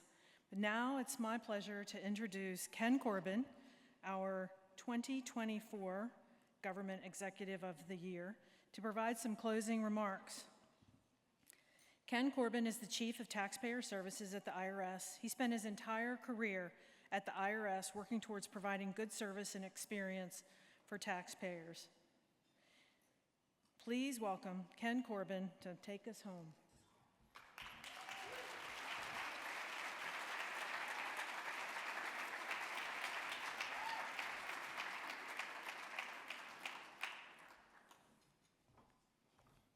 Oh my gosh, hug-a-fed today. I love that, I love that. So I had to kind of think when Martha asked me to close how to do that with so many wonderful winners and stories and just being inspired by both industry and government here in the room. So I want to start out where everyone else has started and truly thank Martha for this environment, this opportunity, this community. Last year, I was honored to speak with you all about a love letter to leadership. The challenge. The challenge to each of us was to write a thank you note or letter to our heroes, both past and present, who might inspire, celebrate, and innovate our achievements as a community. Raising the voice in a choir about our community so that those who serve will remember that service and the good experience embedded in our character. One of my favorite artists and one of my favorite songs was by Stevie Wonder in 1974 called Love is in Need of Love Today. Now you might be sitting there wondering, why would he talk about that? You see, the song was penned for his then girlfriend, who was pregnant with their child. He wanted to send a message that for love to be effective, it has to be fed. That love by itself cannot sustain. That means to me that we have to consistently remind ourselves of the mission of service, to continue to find the paths. So don't delay. Send your love in right away. So you may ask, how do we as a community feed love? You feed love with trust. And we heard today how through CX experience, through building portals, through answering the call in our customer service areas, building trust in government is a way that we are able to feed love and build that relationship. We heard tonight empathy. Empathy gives people grace in every interaction, whether it is in the handbook or not. Staying curious and not critical. Love is innovative. Curiosity opens the doors. Criticism closes them. Elevate love. Surround yourself with people like this community in this room who raise you up. Fail forward. Love is about going in faith. By taking chances and innovations and opportunities, it's about expanding customer service in new ways that people had not thought of in the past. Clarity and communication, like in law enforcement, being in our communities, connecting with people, making them feel safe when you're around. When I think about these impacts, to me, love is the highways we drive on. It's the law enforcement that keeps our streets safe. Love is that voice on the other end of the SSA customer service line that says, "How may I help you?" Love is every bite of food that we ate today that was safe for us to consume. Love to me personally was the Veterans Administration, who honored my father, helping me bury him in Arlington Cemetery.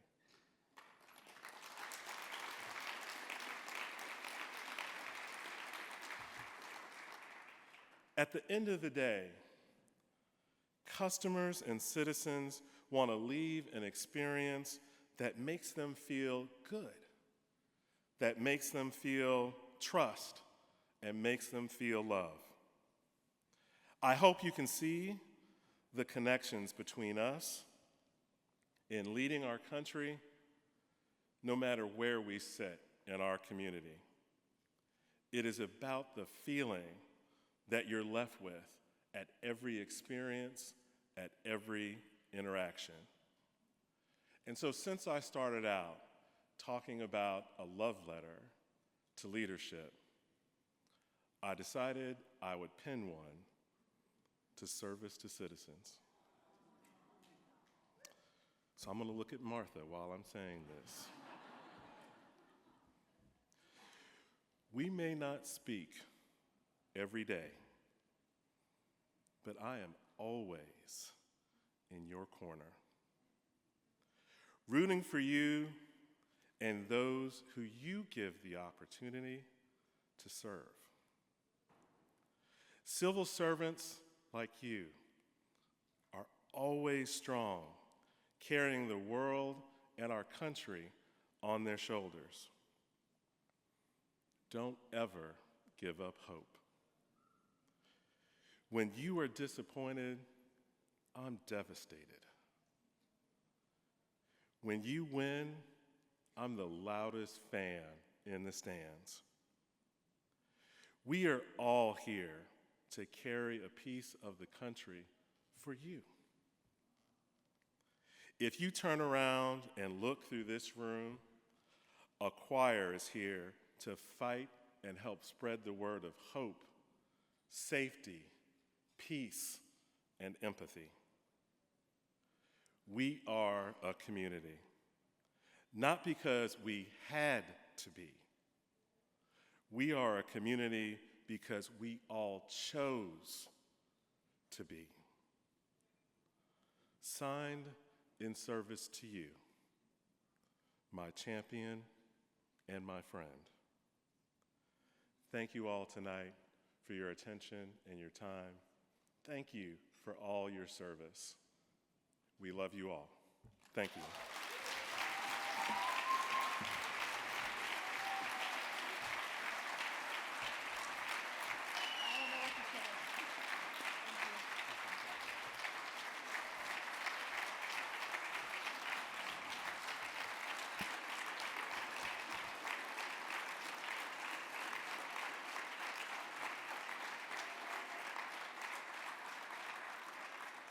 I hope we got that on tape because I'll have to listen to it over and over again. Thank you, Ken, for your amazing closing remarks and my love letter, which I don't think I've had a love letter for like 50 years, so thank you. On behalf of the selection committee, everybody attending today, and our sponsors, thank you for your service and for celebrating these outstanding achievements Special thank you to our volunteers, the PSLA team. We appreciate everybody's help in making this event possible. Most of you know we have like 2 people and a part-time person that puts this on. And so, plus some volunteers that help us like bring in money or, come here today and help put coins out. So it's really amazing when this all comes together. And I think I've had a total out-of-body experience all day today, just watching it all happen. But as we look to 2026 Service to the Citizen Awards, we have a clear mandate from the American public that they deserve a 21st century experience that rivals their favorite consumer brands by focusing on proven tech and standardized design, moving from bureaucracy to people-centric with data-driven decisions. Let's continue to build the government that works for the people efficiently, transparently, and elegantly. Nominations will be open in the new year. As we conclude our 8th annual Service to the Citizen Awards, we extend a gratitude to all public servants, current and former public servants, especially the current and past award winners. And thank you for everyone here who's here in person and those joining us virtually. Let's give all of our award winners a final round of applause.